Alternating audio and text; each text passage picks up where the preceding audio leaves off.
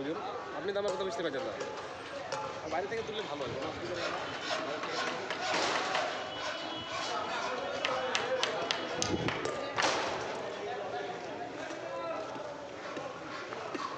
এই এলাকায় দেখা গিয়েছে যে আসানসোলে যে কটি বিধানসভা আছে তার মধ্যে যেখানে নাম বাদ যাওয়ার যে এসআইআরে তাতে এই এলাকার সবচেয়ে বেশি সংখ্যায়। এটার সম্পর্কে কি দিদি আগামীকাল কোনো বার্তা দেবেন? দিদি তো প্রত্যেকটা মিটিংয়েই বলছেন, এখানেও এসে বলবেন। মূলত এখানে যারা বাদ গেছেন লজিক্যাল ডিসক্রিপেন্সির অজুহাতে, তো সেগুলো তারাই আমাদের এখানের দীর্ঘদিনের পুরনো বাসিন্দা এবং এখানকার এক প্রকার ভূমিপুত্র বলা যায়, সেই ধরনের মানুষের নাম বাদ গেছে। তো সুতরাং তারা তো নির্বাচন কমিশনের উপরে প্রচণ্ডভাবে ক্ষুব্ধ।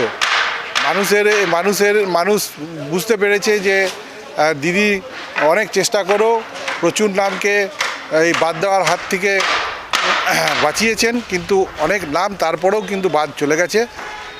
আমরা মানুষকে আশ্বাস দিচ্ছি যে দেখুন, যা লিস্ট হয়েছে তার ভিত্তিতেই আমরা লড়াই করব এবং এই লিস্টের লড়াই করেই আমরা বিজেপিকে হারিয়ে প্রমাণ করে দেব যে তারা যে চক্রান্ত করেছিল সেই চক্রান্ত বাংলার মানুষ ভালোভাবে নেয়নি, আসানসোলের মানুষ ভালোভাবে নেয়নি।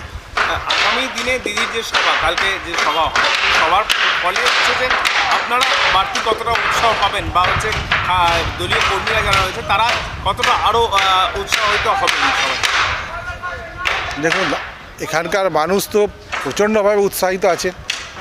তারা দিদিকে দেখতে আসবেন, দিদিকে শুনতে আসবেন এবং আমরা যারা কর্মীরা আছি তারাও আমরা মনোবল আরও আমাদের বাড়বে যে আমাদের নেত্রী আমাদেরকে এসে বলে গেলেন, আমাদের কাছে এলেন, এটাই আমাদের মনোবলটাকে আরও বাড়াবে।